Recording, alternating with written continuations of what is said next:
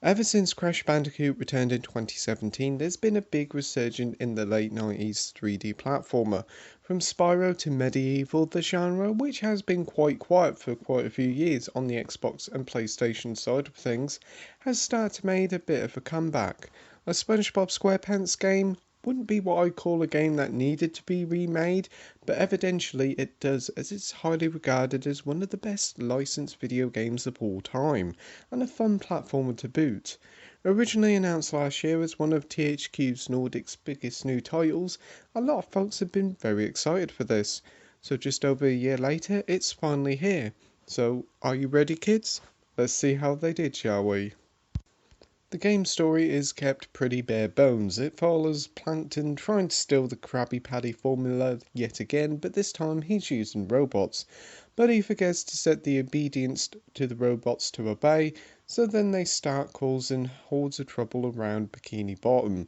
So it's up to everyone's favourite underwater sponge, Patrick and Sandy, to stop these pesky robots and return Bikini Bottom back to some sort of normal. Whilst it's a basic plot, the script is absolutely on point and perfectly captures the charm and humour of the show.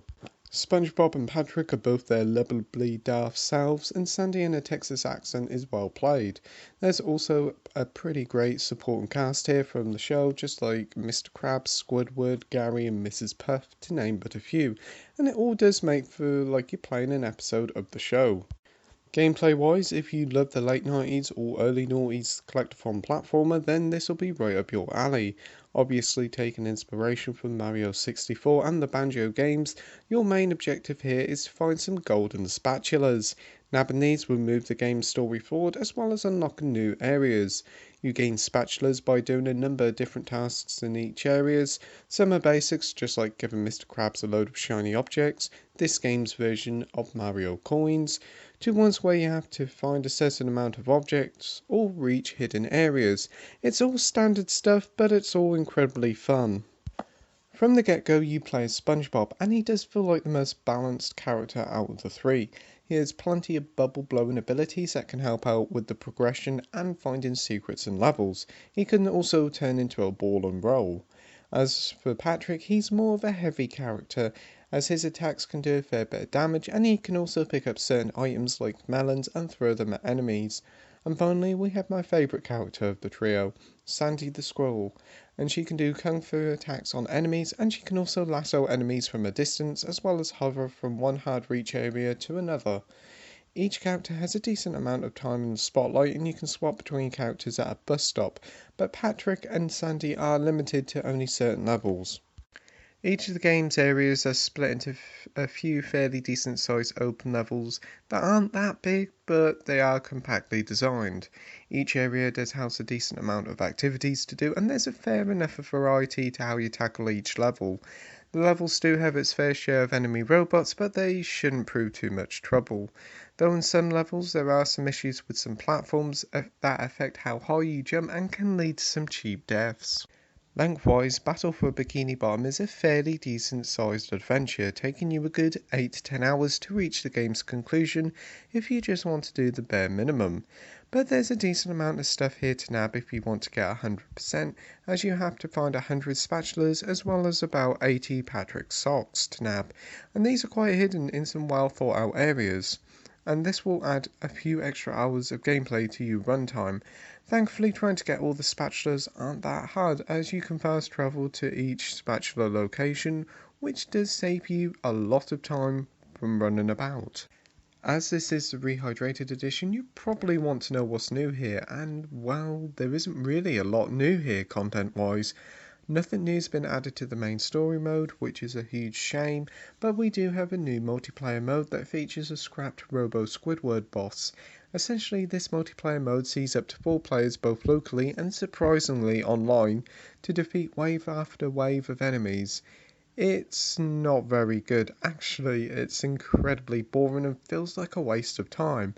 While it's nice that you can play online, and it's great to see Squidward, Mr. Krabs and a few other characters playable, it feels like a wasted time, and they probably should have just put the extra development time into expanding the story and making more characters playable in the main game. Onto the technical side of things now, and the game has seen a huge improvement in the graphics department.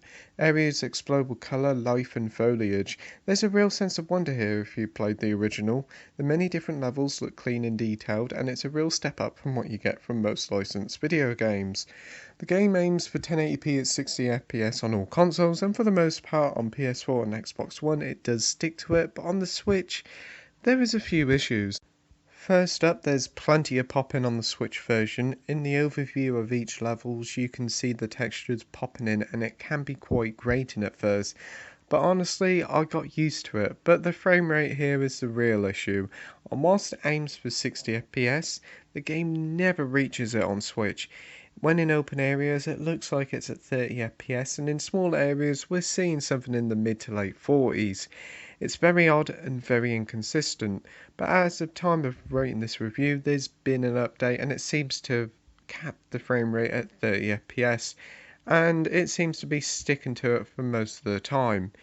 There is some popping in the other versions, but it's nowhere near as noticeable as in the Switch version.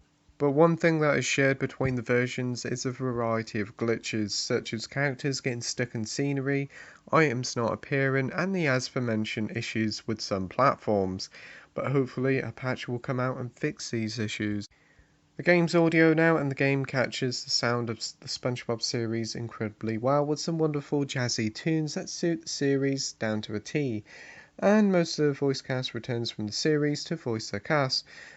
Now the dialogue and the voice work are ripped straight from the 2003 game, so that means Mr. Krabs sounds, well, pretty awful. But overall they did a decent job here with the sound. Conclusion time now, and it's great to see SpongeBob and Friends back on consoles with this welcome remake of the 2003 cult classic. Rehydrated does do a brilliant job in updating the graphics, making the whole game look wonderful. The TV series' charm and humour shines through, and the gameplay, whilst a bit dated, is still a blast to play. It's just a shame that the multiplayer is a waste of time, and the few number of glitches and the poor performance on Switch let it down. But for the budget price of around 25 quid, it is hard to complain, so that's why I'm giving SpongeBob SquarePants Battle for Bikini Bottom Rehydrated on the Switch and all the other consoles a 7.5 out of 10 with the title of good. As always, thank you for watching my review. I hope you enjoy it. Like, rate and subscribe, and until next time, happy gaming. Bye.